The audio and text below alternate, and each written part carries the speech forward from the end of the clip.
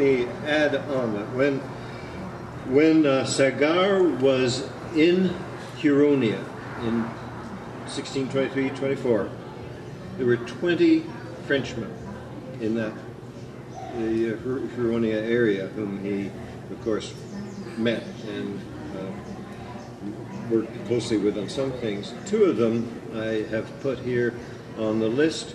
One of them is the first one, Etienne Brulé, Truchement, interpreter, fur trader. Brulé was a very intelligent young man given to the Hurons by Charlemagne, or by Champlain, and brought up almost from about age 16 by the Hurons. He was a bit of a scoundrel and died a not very happy death, but he helped Sagar a great deal in understanding the Huron language, and actually gave Sagar some Huron music, which is in Sagar's book. Now, the other one like that, who was up there at the same time, or at least part of it, was down lower, Nicolas Marsollet, who again was what they called a truchement there, which is sort of an enhanced voyageur, translator, coureur de bois, God knows what you want to call him. But Marsollet is considered a good boy by the Jesuits, because he helped them learn the Huron language, etc., etc.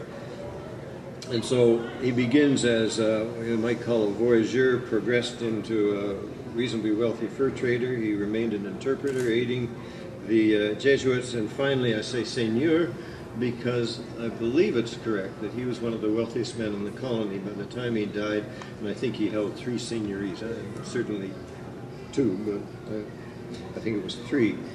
So I want to make that point there right at the beginning, because here we have 2 people, Etienne Brulé and Marsollet, who were more or less the same age, who went in there. One got killed by, I think it was the Iroquois, and the other, Marsollet, became one of the wealthy, prosperous men of the frontier, which, if nothing else, shows you that the assumption that the coureurs de bois and the French in the wilderness were a bunch of scumbags is not correct. So we'll leave Monsieur Sagar aside, but I just want to say that 2 of you will remember on our canoe trip this summer when I asked around the campfire who were the first missionaries in Huronia. You remember that, Ron, David? Everybody said the Jesuits, and I said, wrong. It bothers me that the history books don't get that story correct. Now, where were we? Oh, yes. Now, the third, we get into something a little bit more complex, a bit more fun. The Jesuit relations were the best read reports from New France. Wrong.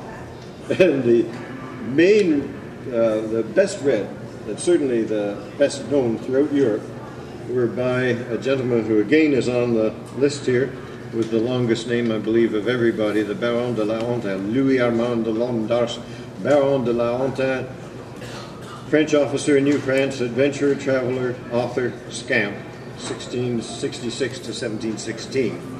And just to show you that this man actually existed, I brought with you the Œuvre Complète, the complete works of La Hontan, Volume 1, and the complete works of La Hontan, Volume 2, Œuvre Complète, and he actually did exist. I just want to make when you read his about his life, sometimes you find it hard to believe that he actually did.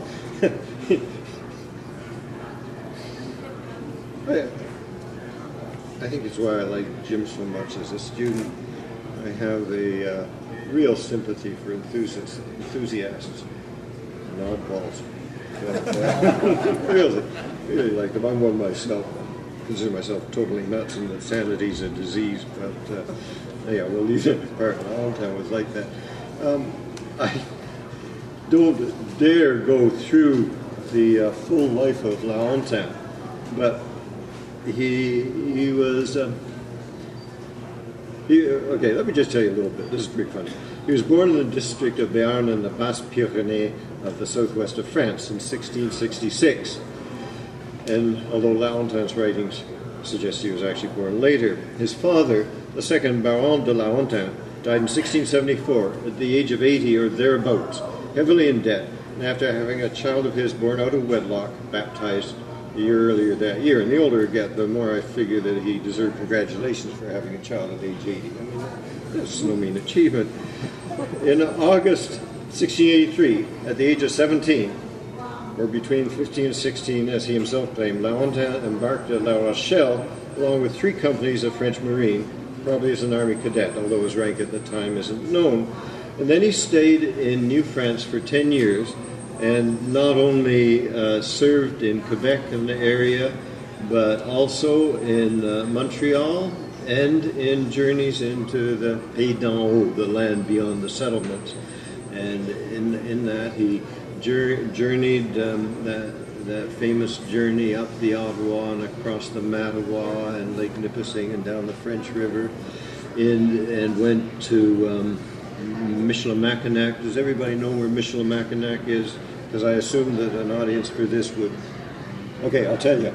It's at the place where Lake Michigan, at the north of Lake Michigan, where it becomes the strait that goes between Lake Huron and the Sioux River there, okay? That there was a big fur trading post there, okay? So he got up there, and he even got further. In fact, at one point he went down to what they then called the Bay des Puants, which means the Bay of the Stinky People, which we now call Green Bay, and went across into the Mississippi River basin, and then down and came back up the bottom of Lake Michigan, and then up to Michilimackinac. On that trip, which all things considered took about 2 years, it's a story of La Hontan's life. He was coming into Montreal, and I'm sure you ran the Lachine Rapids once in a canoe, didn't you? Well, it was in the Lachine Rapids. He was coming down. There were 2 canoes filled with furs that he'd collected on his trip. This was to make his fortune, you see. So going down the rapids, he lost everything. Damn near lost his life. And so he ended up at the end of this poverty-stricken. Anyhow, let's leave La Hontan, because well, he was a brilliant man, and what he did was go back to Europe, and he tried to make a living there. They wouldn't allow him into France because by then he'd run away from his post in Plaisance in Newfoundland and was under prescription by the court. His friends at court had died, so he had to stay away from there. He lived for a while in Holland, lived for a while in the United Kingdom. He acted as a spy, presumably, for those countries and perhaps even for Spain against France. And he wrote his memoirs. That's what made him famous. And his memoirs are those main part of those 2 books I showed you. And let's say that the received wisdom that people in France were getting, and it's the same as we got through the textbooks, were that missionaries and government officials looked on the cour de bois and the life in beyond the settled colony and the Pays d'en Haut as the life of debauchery, and they especially the cour de bois were considered bad guys, and that's a story in itself. But La Hontan looked at things differently. He felt that the officials in the colony were corrupt, and the domineering churchmen, Jesuits and et al., were a scourge in the colony. One of the little parts of his memoirs tells when he was in his room in Montreal at one point, and then he brought a few books with him. One of them was Petronius Arbiter's book, which used to be considered so scatological that they left all the interesting bits, the naughty bits, the dirty bits in Latin, so that only people who could read Latin were allowed to read the naughty stuff. Yeah, one of the churchmen in the colony came in and saw this book. They ripped it into shreds right in front of La Hontan. And he was not happy. So he got his own back in his memoirs.